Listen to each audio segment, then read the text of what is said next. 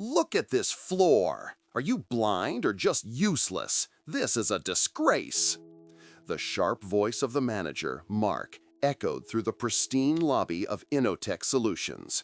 He pointed a trembling, angry finger at a barely visible scuff mark. Elena, the 70-year-old cleaner, flinched. Before she could speak, he kicked her mop bucket with a loud clang. Dirty, gray water sloshed over the rim, splashing onto the floor and soaking the tips of her worn-out sneakers. The cold liquid seeped into her socks, a chilling punctuation to the public humiliation. From behind the reception desk, a young woman named Sarah gasped, her eyes wide with shock. Mark didn't notice. He was too consumed by his own tirade, having no idea that the silent, elderly woman he just degraded held a secret that would soon bring his world crashing down. Elena had been cleaning the offices at Innotech's Austin headquarters for 6 months. After her husband passed away, the silence in her small house became too loud. She didn't need the money, but she needed a purpose, a reason to get up in the morning. Cleaning was simple, honest work. It kept her hands busy and her mind occupied. She took pride in making the gleaming surfaces of the tech company shine, moving through the halls like a quiet ghost after most employees went home. Most people were kind. They offered her tired smiles or a simple good evening. Sarah, the bright-eyed receptionist who was always the first to arrive, was her favorite.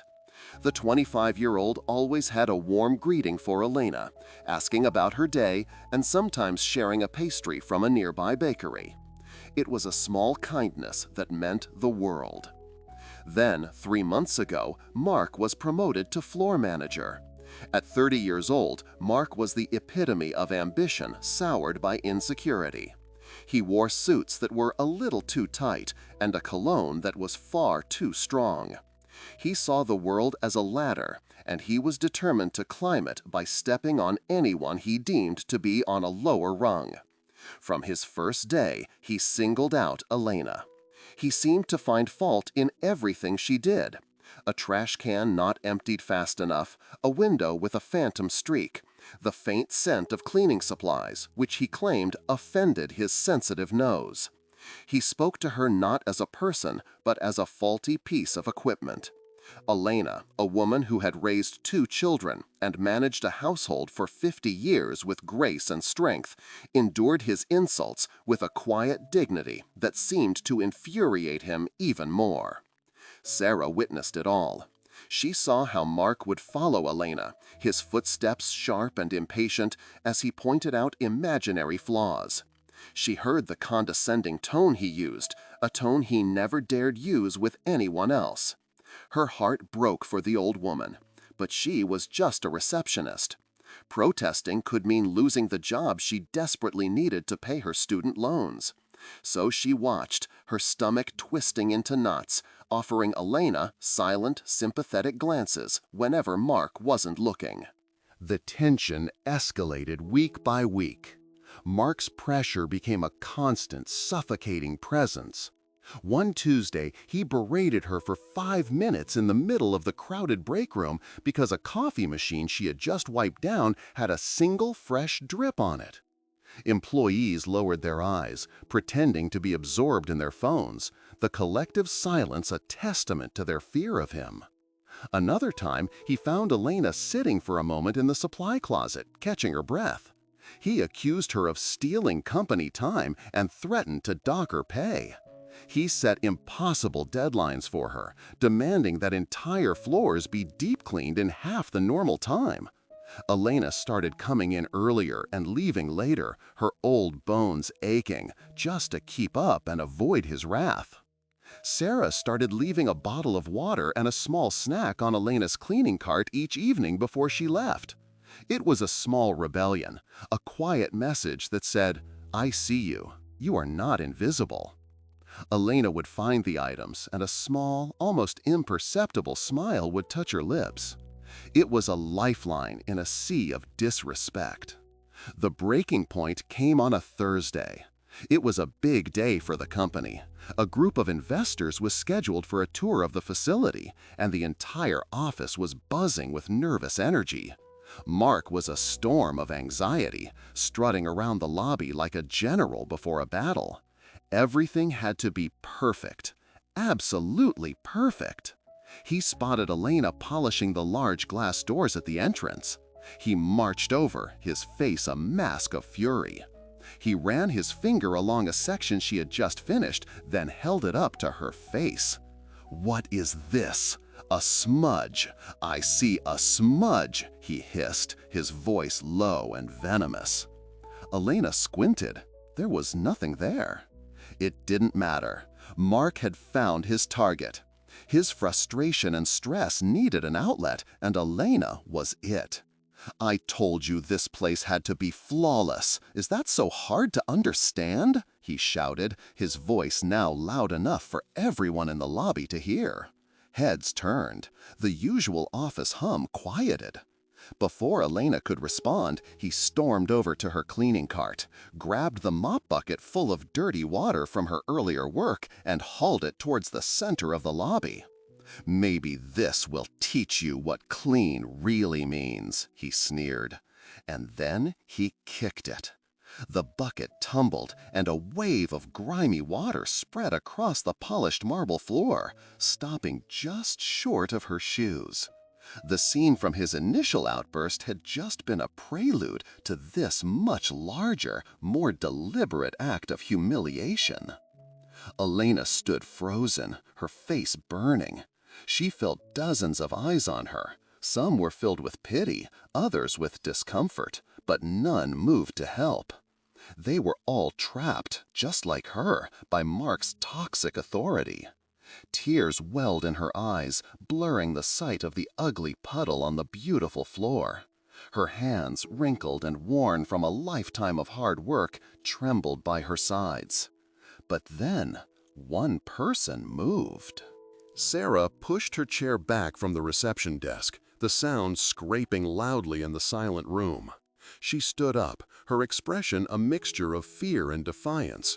She walked directly over to Elena, ignoring Mark's incredulous stare.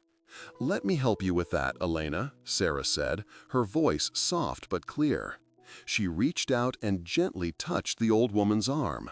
The simple human contact seemed to break the spell of shame that had enveloped Elena.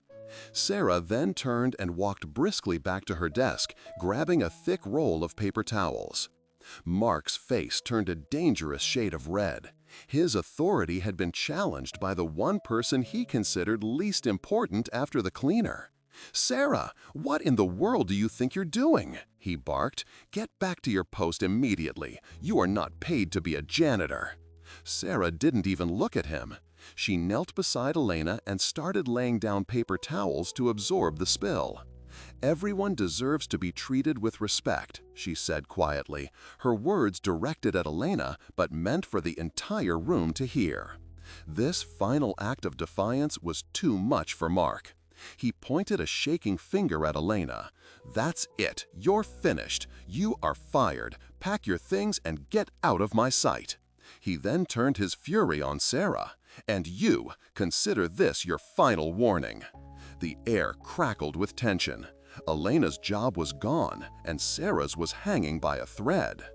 At that exact moment, the main glass doors of the lobby slid open with a quiet whoosh. A man in his late 40s, dressed in a perfectly tailored dark blue suit, stepped inside. He had a commanding presence, and his sharp eyes immediately took in the scene. The puddle of dirty water, the kneeling receptionist, the trembling old woman, and the apoplectic manager. It was David Sterling, the CEO and founder of Innovotech Solutions. "What is going on here?" David's voice was calm, but it carried an edge of cold steel that cut through the tension and silenced the room instantly. Mark's demeanor shifted in a heartbeat. He straightened his tie and plastered a sickly sweet smile on his face as he rushed toward his boss. "Mr. Sterling, perfect timing. I was just handling a discipline issue. We had some incompetent staff that I had to let go. Everything is under control." David Sterling's gaze didn't even flicker toward Mark. His eyes were fixed on the two women on the floor. He walked past his fawning manager as if he were invisible and stopped directly in front of Elena and Sarah. He crouched down, his expensive suit creasing as he brought himself to their level. He looked at the older woman, his expression softening into one of deep concern and affection. "Mom, are you okay?" he asked gently. The world seemed to stop. A collective, silent gasp rippled through the lobby. Mom? The CEO just called the cleaner Mom? Sarah looked from Mr. Sterling to Elena, her mind struggling to connect the dots. Mark's jaw dropped. The color drained from his face, leaving him a ghastly pale white. He looked back and forth between the powerful CEO and the humble janitor, his brain short-circuiting. David helped his mother to her feet with a tenderness that made the preceding ugliness seem even more profane. He brushed a stray piece of hair from her forehead before turning to face Mark. The warmth in his eyes was gone, replaced by a glacial fury. "You weren't handling a discipline issue, Mark," David said, his voice dangerously low. "You just screamed at, humiliated, and fired my mother in the middle of the lobby, in front of my entire staff and, potentially, my new investors." He then looked at Sarah, who was still kneeling, frozen in shock. A generous smile touched his lips. "And you," he said warmly, "thank you. Thank you for showing the kindness and basic human decency that this man so clearly lacks. I saw the entire incident on the security camera feed from my office." David's attention snapped back to Mark, who now looked like he was about to faint. "Your obsession with power is pathetic. You think managing people means belittling them? You think fear earns you respect? You are a liability to this company and a disgrace to its values." He paused, letting the words hang in the air. "Pack your desk. Your access card has already been deactivated. Security will escort you out of the building." Mark stammered, his words a jumbled mess of apologies and excuses. "Mr. Sterling, I didn't know. If I had known she was your mother, I would have—" David cut him off with a sharp wave of his hand. "That's the point. It shouldn't matter if she's my mother or a complete stranger. You treat everyone with respect. It's a lesson you have failed to learn. Get out." Two security guards appeared and stood on either side of Mark. Defeated and utterly broken, he was led away, not even bothering to look back. With the source of the toxicity removed, the atmosphere in the lobby lifted. David put a comforting arm around his mother. "I told you that you didn't have to work here, Mom," he said softly. Elena patted his hand. "And I told you I needed to keep busy, David.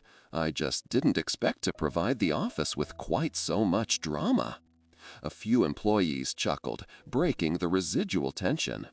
Finally, David turned his full attention to Sarah, who had slowly risen to her feet. "Sarah, is it?" he asked. She nodded, unable to speak. "I'm not just the CEO. I'm also a pretty good judge of character. And yours is exceptional. My executive assistant just retired last week." He smiled.